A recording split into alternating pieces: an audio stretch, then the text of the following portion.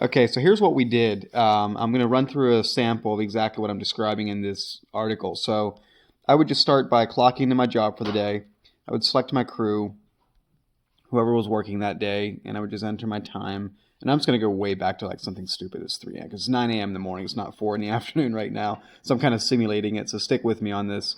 So I'm going to add my crew. I'm going to select my main work area that I'm working on that day.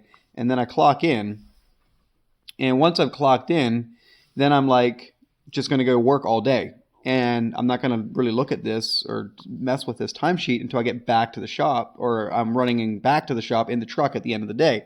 So now what I'll do is I'll be like, well, I'm just looking at this and thinking what we did all day. And it was like, well, here, let's say Paver Pete, he worked on that raised patio, except he also spent about 2 hours today on something else. So I'm just going to click the plus button there and select a different work area. Let's say he switched over to that outdoor lighting. He started running some conduit and some wire for that.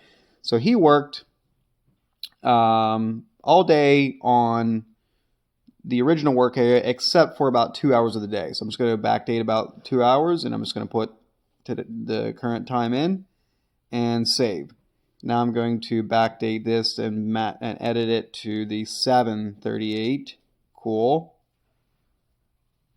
So there we go. I've just arranged Paver Pete's time. So 2 hours of the day went to outdoor lighting, and the rest of the day went to the raised patio.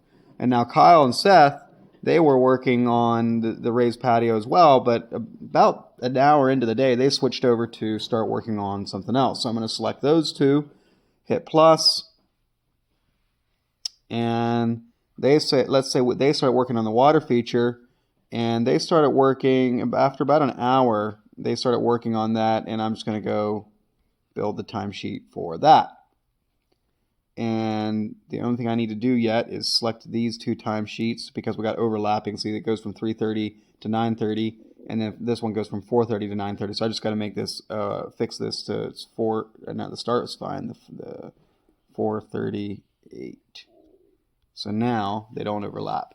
So all I'm doing here is I'm getting the totals to line up correctly per employee, and I'm making sure there's no overlapping timesheets, and I'm done. I did this in a minute, and I had never had to pull my phone out throughout the day.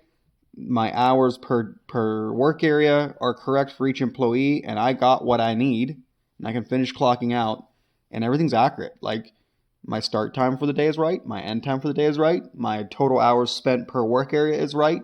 The only thing I'm missing is the ability to see, well, I switched for 10 minutes over this, and then we were working over that for 45 minutes, and then I dealt with the delivery that came for the product for the patio, and I've dealt with that for 20 minutes. And instead of just pulling out my phone and switch work area, switch work area, switch work area, switch work area all day long, which is, it's just tough to do when you're out in the crew getting work done.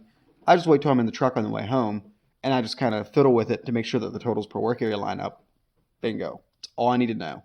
So that's what we did at Tesla Landscaping. It works super well, and it's what we're sharing with a lot of SynkedUP users as an option for minimizing the burden on their crew out in the field and tracking time, so they don't have to pull out their phone all the time every time they switch something, and making it simple while still getting the accuracy of the time per work area that you need to really do accurate job costing.